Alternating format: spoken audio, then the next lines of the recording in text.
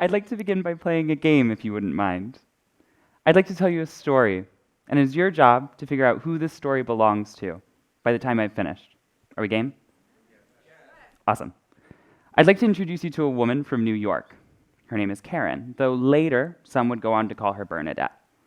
She had difficulty in school growing up, would eventually drop out, but she had a unique talent for hair and makeup. After receiving her beautician's license, she would move to California and start her first job doing hair and makeup at a mortuary. When asked about the experience, she said that you truly have to love someone to make them worthy of a good send-off.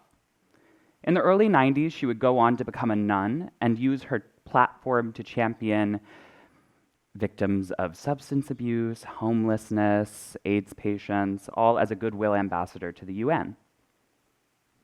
Any ideas? This is the story of Whoopi Goldberg. Not what you expected. She was born with the name Karen Elaine Johnson. Bernadette is the name of a character she played in Teenage Mutant Ninja Turtles. And the mortuary part, the doing hair and makeup, all entirely factual. Though she did not literally become a nun, she did star in Sister Act 1 and 2, one of my favorites. And she does currently sit as a goodwill ambassador to both the UN and UNICEF, advocating for countless individuals as a goodwill ambassador. Perhaps this was unfair of me, though, so we'll try an easier one. This one is a movie that I'd be fairly surprised if you haven't seen. This movie is about a father whose wife is brutally murdered, so he's left to raise his only son alone. By a twist of fate, his son is kidnapped on the way to school, so the film follows him traveling the world trying to find his son with the help of a new friend who, despite suffering from severe amnesia, works as hard as she can to help reunite the family. This is Finding Nemo. There's an African proverb that says, "Until the lion tells the story, the hunter will always be the hero." You see, it is incredibly easy for us to shift the way that we receive a story simply by shifting the perspective of the narrator. For example, if they were an unreliable narrator like myself. But what happens when those stories are about us? What happens when we start to believe them? After all, we are our shared stories. The stories that were told as children, the stories that we read on the news, the stories that we study in classrooms. These stories are the very bridges that connect us to each other and the world around us. But these bridges, these stories, are incredibly fragile. They can easily be distorted, like we just saw earlier. And once they are, they no longer are ours. Every time someone tells us who we're allowed to be, what we're not smart enough to learn, strong enough to carry, we relinquish our role as narrators and we become characters in someone else's story.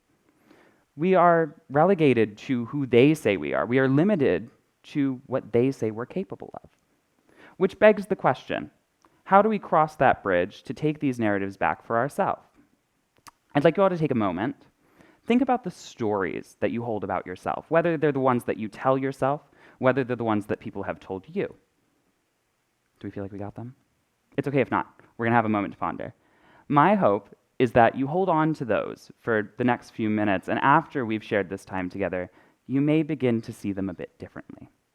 In the meantime, I would like to talk about myself.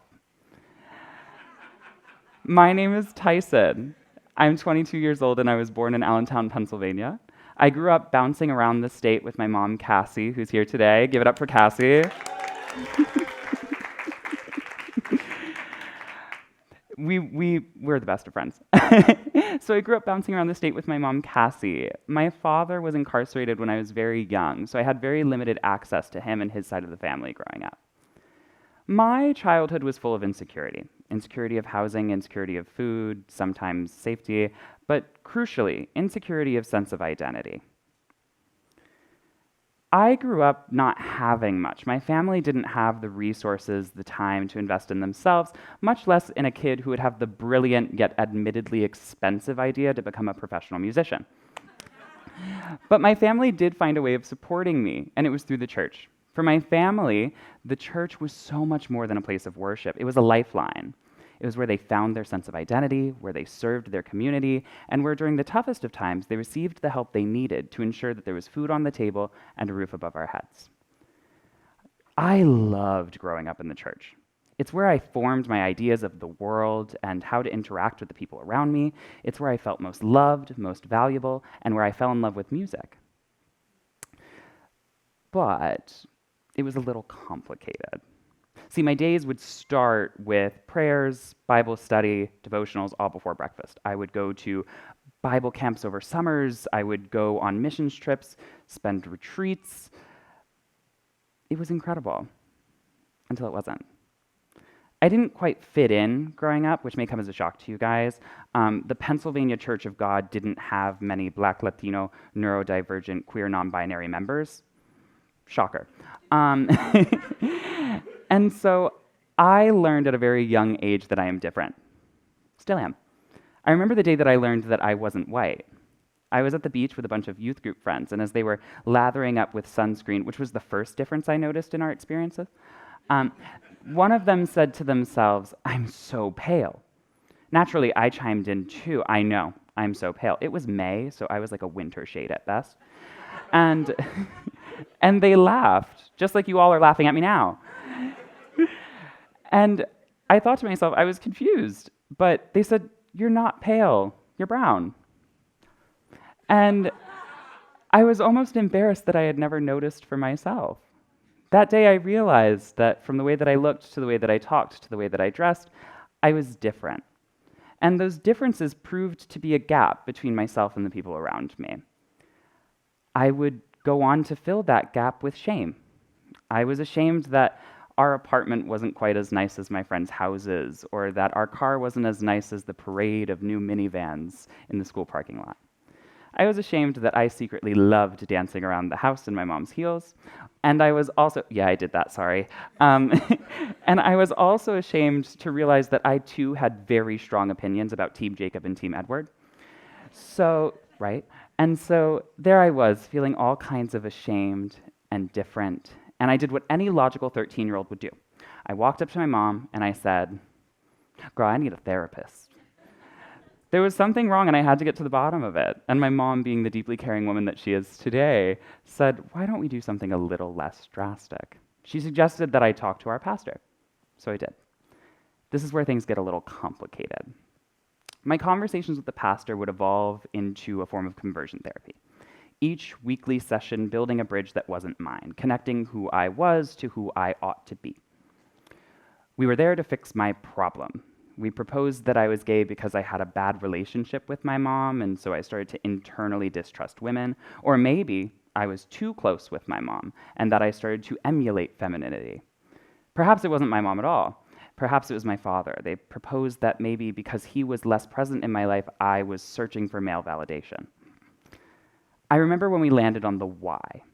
After confiding in my pastor about an assault that I had experienced, he said this was it. This assault was why I was gay. This was the problem, and I was excited because I found it. I found the why. This is what separated me from everyone else, but it proposed a problem. How does one sexually unassault themselves? I remember it was at a Bible camp in about, we'll say high school. And it was the last night of the Bible camp, and everyone was dancing and singing and rejoicing, and they were having a spiritual breakthrough of their own, and I felt nothing. I sat there in a chapel praying for God to fix me, praying for God to take my shame away, praying honestly for God to take me away, and then it clicked. No one was coming to save me. This wasn't that kind of story. There wasn't a knight in shining armor, and it wasn't Edward or Jacob. If I wanted things to change, I had to change the story. I had to write it myself. I had to write myself in as that hero. And so I did. I remember being surrounded by people as I was crying, and they thought I was crying because this was my come to Jesus moment. It was not. I had taken something that night. I had committed theft. I had stolen the power to be my own narrator, to tell my own story on my own terms. From that point on, I would begin to look at myself, my spirituality, my lived experiences, my adversities differently, not to erase them, but to create new meaning of them. Which leads me to that question that I asked you earlier. In considering the stories you've been told about yourself, how do you cross that bridge to take those narratives back for yourself, to take back the power of the narrator. And the thing is, you don't. I truly don't think that this is a bridge to cross. Often, the strongest bridges that we are going to cross are the ones that we've built for ourselves, not the ones that we've traversed to reach others' expectations. So let's learn how to build a bridge safely. Get your hard hats on. Rule number 1, aim for authenticity, not perfection. Perfection does not leave room for growth, for healing, for the nuance that encompasses all that we are, but authenticity, the pursuit of becoming oneself, of learning how to tell one's own story. This leaves space for all that we are. You are the premier scholar of your own lived experience. You, specifically right there. You are the premier scholar of your own lived experience. Your lens is exactly what you uniquely have to offer this world, so cherish it as such. Rule number 2, show yourself grace. It is incredibly easy to talk poorly of our past selves. I should have done this. I could have done that. I should not have done that. I definitely should not have done that. But the reality is, you have to be for your past self the person that they needed at the time. You never learned anything too late. You simply weren't ready to learn it yet. It is a non-linear journey. We are always evolving, growing, learning, and coming to a deeper understanding of our narrative-centered healing. For me, I realized this was not nonlinear. Or I realized that this was nonlinear. See, it's still clicking. We're always growing. When I told you about that story at Bible camp, this wasn't the moment when it clicked and suddenly I understood narrative-centered healing and I never had problems again and I rewrote all of my stories and they're fantastic. This was simply the moment that I realized something had to change. Something was wrong. The people around me had stories, had communities that allowed them to be their most authentic selves and strive to write the stories that they were passionate about, but I did not have that. I was trying to use their motivators to write my story. Which leads me to my last and final rule. Find the people who tell you when your bridges can be bigger. For me, this was the teachers, the professors, the family members, the friends, the community members who recognized my capabilities long before I did. They pushed me to become more. They pushed me to value myself. In doing so, I've had the honor of coming here to Berkeley to become the first student to major in Africana Studies. My studies here have illuminated how my ancestors were denied the rights to read, to speak their own languages, to play their own music, and yet, here I am.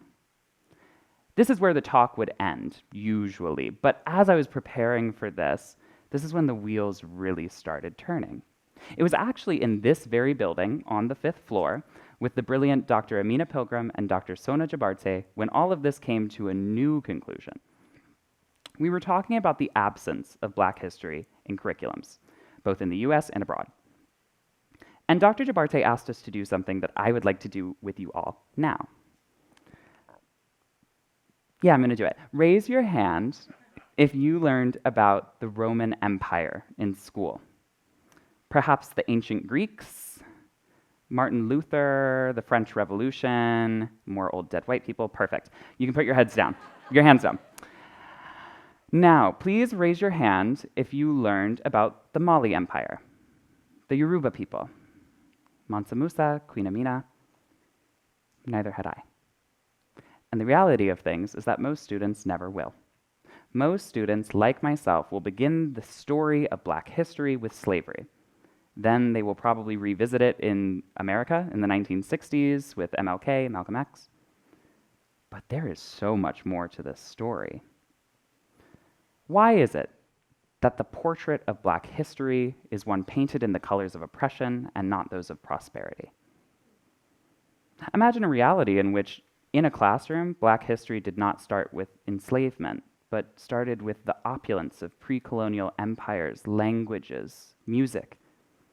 I've come to realize in this department, led by the brilliant Dr. Mike Mason and Dr. Emmett Price, that I am as much a descendant of enslaved peoples as I am millennia of kings and queens, of prosperous empires, of philosophers, of some of the greatest contributions to human artistic history, human history at large. With this exact thought in mind, Dr. Jabarte founded the Gambia Academy in 2014. This school is the first of its kind in West Africa, centering African narratives, storytelling, culture, language, music at the core of its curriculum. In the words of Dr. Jabarte, roughly, she said that it is imperative for students to learn these things with African history, African narratives at the center of their curriculum, not relegated to extracurricular status. That's when I realized this is also narrative-centered healing. When we change the way that we tell our stories, we see ourselves differently.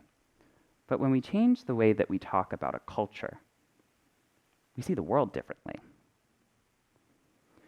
So, as you go about your lives and navigate your new education in narrative-centered healing, proud of you all, please challenge the way that you tell your stories, both about yourself and about others. And perhaps in challenging the way we tell our stories, we will change the way that we live them. Because after all, until the lion tells the story, the hunter will always be the hero. Thank you all very much.